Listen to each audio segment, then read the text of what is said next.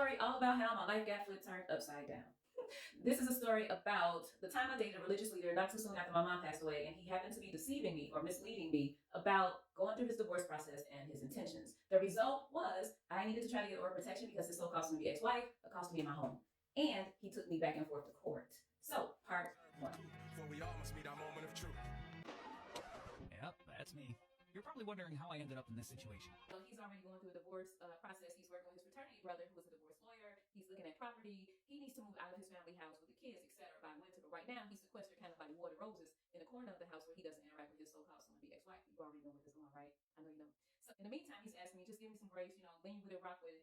You're the person that I want to be with. God has already released me from this marriage. I'm already doing the necessary steps. I know that you're my future wife. I know that you're the person I'm supposed to be with. It's unfortunate that we met during this time, etc. So mind you, I'm already looking probably for a degree of comfort and love because I had just lost my mother. My mother was my best friend. My brother's deceased. My family is pretty much me, right? But at any rate, I want to believe him, so I believe him. One day he calls me and said, I want you to come with me somewhere. I said, okay, cool. Where do you want to go? I want you to go to the courthouse with me. I said, okay, well, what's wrong? He takes me to the courthouse and he says, how do I get her served if she's not going to sign these papers? So he tells me, I want you with me. I wanted you with me because I needed to prove to you that I was being sincere. I want you to know that I'm moving forward with this divorce. I'm not wasting your time. I know who God told me you were, and I wouldn't hurt your heart like that. His son, when he had to have dental surgery, and he was the person to take him, and he was nervous, etc., he said, I need you with me. So I showed up. When he wanted to talk to lawyers and try to figure things out, I was present. When he needed to talk to his job and figure out the kind of retirement funds and how to pull down funding from the 403B accounts without it looking like he was trying to do something sinister, I was there. We're in this relationship. He's asked me not to date anyone. He would tell me, listen, I'm a jealous man. I don't want you around anybody else. Fast forward, one night we're together, and my phone rings and I miss that call because I'm not paying attention to the phone with him. It is somebody I used to talk to. He sees that and he hits the roof. He has no business calling you. He grabs me, yanks me down when I try to move away from him. I tell him, hey, you know what? I understand you're upset, but you're scaring me right now. Fast forward to the end of the night, we end up kind of calming things down. So now he's staying with me the whole weekend. I'm looking like this is not lining up with really what I want to be doing. So I'm trying to say we probably don't need to do this, but that's a whole other thing. It's hard to breathe and hard to He never had on a ring, right? He didn't wear a ring. He told me he didn't know what a ring was. There was no reason for him to have on a ring, etc. Fast forward in the future, turns out that he used to take the ring off when he was with me, put the ring back on when he had to go do ministry stuff. Oh, one particular night, I'm feeling uneasy and I have this nightmare. I wake up from my sleep kicking and screaming, and I'm like, whoa. So I'm like, I know God is telling me that something's not right. I don't know what it is. I get fully dressed. I'm not a morning person, but I was up like 5 o'clock in the morning. I knew he was going to hit me up on WhatsApp about 7:30. Well, why are you up? He said. I said, well, you tell me. Because I'm like, I can't sleep. I know something's wrong. Something is off. Tell me the truth. He would say, you know everything about me except for my social. Then he gave me his social. She's like, you see my financial records. You see my 403B. You see this. You see that. I'm with you all the time. Like, why would you think that I'm lying to you? I don't know. Maybe because I'm having a nightmare that you're lying to me. But before then, because I was so anxious and upset and just frazzled, he begins to pray and he's crying, right? He's like, God, please, Lord Jesus, please don't let this woman leave me. Don't let her walk away from me. Let her know that I'm telling you the truth and she's for me and I know it. And he would tell me, I know that the ancestors have whispered your name in my soul. It's something emblematic about you. There's no way I will harm you. I don't want this marriage. I've been done with this marriage. It's just taken me a while because of the kids, because of the finances, and honestly, because I'm a Black man in ministry. So I just don't know how those ministry opportunities are going to pan out for me once I walk away from this. But I'm willing to do this. I'm leaving everything for you. I'm like, hold on. You said you were leaving that anyway. It had nothing to do with me. You were supposed to do this before you even stepped to me.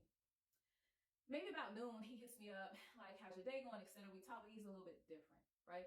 He says, okay, I got these meetings. Don't forget, I got all of these meetings. So if you don't hear from me, I don't want you to freak out. I said, okay. So at this point, I don't get a call from him, and I call him back maybe 3 hours later, like, hey, how you doing? What you doing? Because I don't know what's going on. Doesn't answer. By the time I got home, I had a phone call from him. He like, babe, I need to talk to you. I'm on my way to you. I'm like, what's going on? Because I called you. It went to voicemail. He like, I just need to talk to you.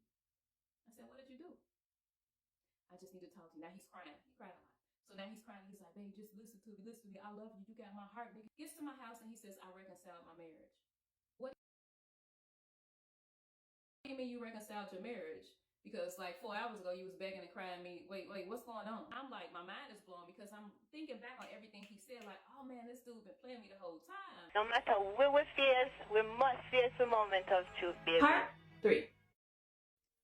So at this point, I am, the room is spinning, I'm confused, I feel like I gotta throw up, and I'm looking at him and he's on my couch crying, he's saying, I don't want to be with her, and I'm, tell her, and it's you that I love, you're the one who has my heart. and all of these things. I said, well, why are you doing this to me? What why would you hurt me? Why would you choose this very moment when you know I just lost my mom to play a game on me? Planning for the future, planning future trips. You asking if your kids can move into my home. You got me looking for apartments for you. I mean, you're giving me money, you buying me stuff, you taking me here. Like, I don't know that we not for real. Like, I don't know that this is not for real, y'all. At that point, he's in the house, he's saying all this. There's a banging on the door, there's screaming, somebody's kicking the door, and the alarm is going off. And I'm like, what is going on? Eventually, I opened the door for her, and I said, you need to get up off my property. I'm not going nowhere. I said, okay, close the door. I come back, you need to leave.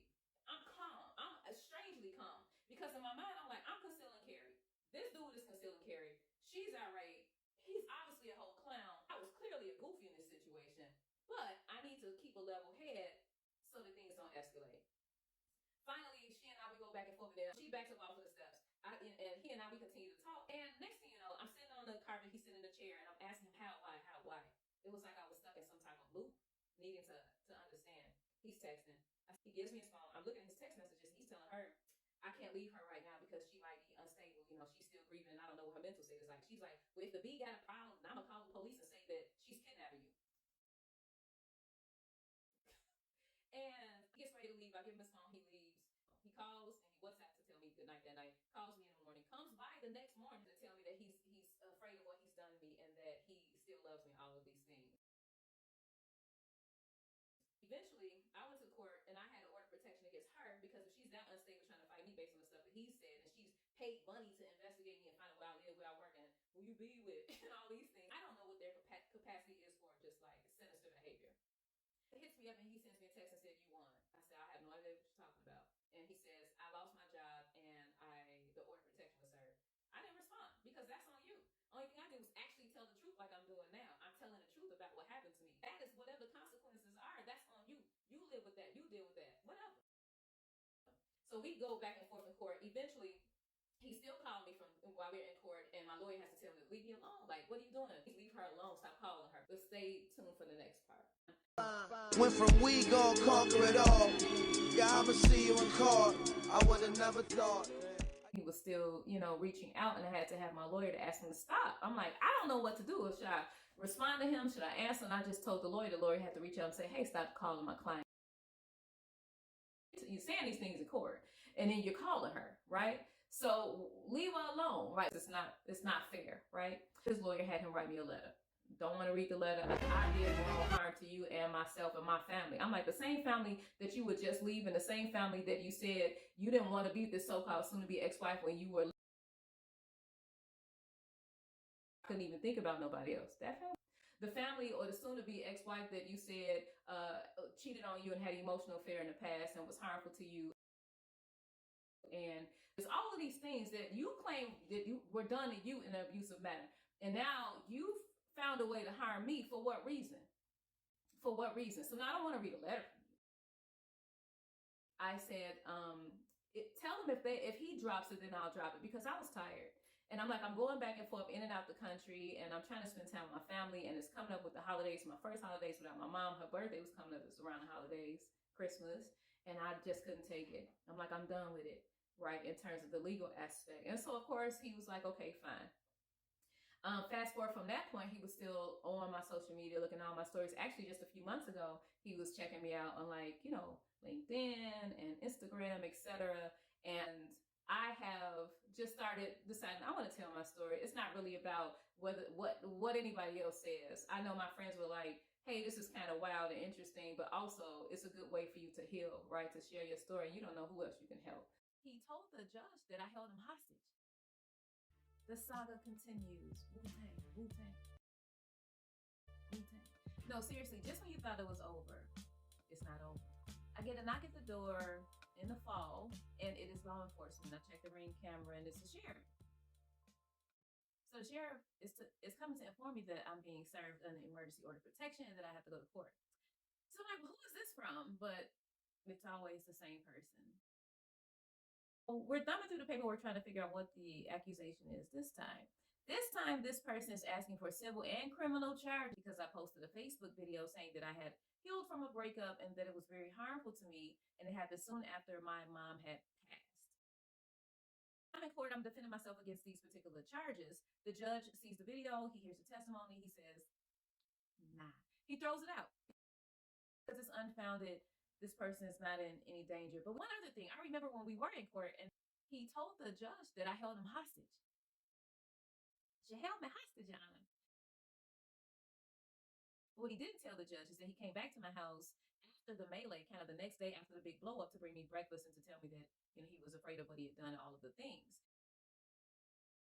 We still have to fight it out for a plenary because at this point I need protection because I don't want to be watched. I don't want to be monitored. I want to be able to share my story without somebody coming to harm me. I don't want his people watching me. And he has screenshots and he's taking me to court. I wanted to stop. Eventually, we settled on a kind of mutual dismissal where I agreed to take down one of the pictures and he agrees to stop all of the things that I just said. So how can someone go from being so loving and almost redemptive with their love, right in a critical time that you need someone, and then drag you through the mud? I don't understand it. I won't understand it. And I suppose, I guess, I want my story to be used as a cautionary tale. I'm not saying that all people lie, but I'm saying that, yeah, the truth is you have to verify if somebody's actually moving forward with the divorce, which is what I thought I was doing. And I missed a step because of my grief. So grief is very sneaky, y'all. It's kind of tricky because really what I wanted to do was grab him and say, let me go, you know, leave me alone. That's all I want. I just want peace. And with that, this concludes the story time. So check it. I mess with your soul like ether. Teach you the king, you know you. Now, son across the belly. I prove you lost already. Yo.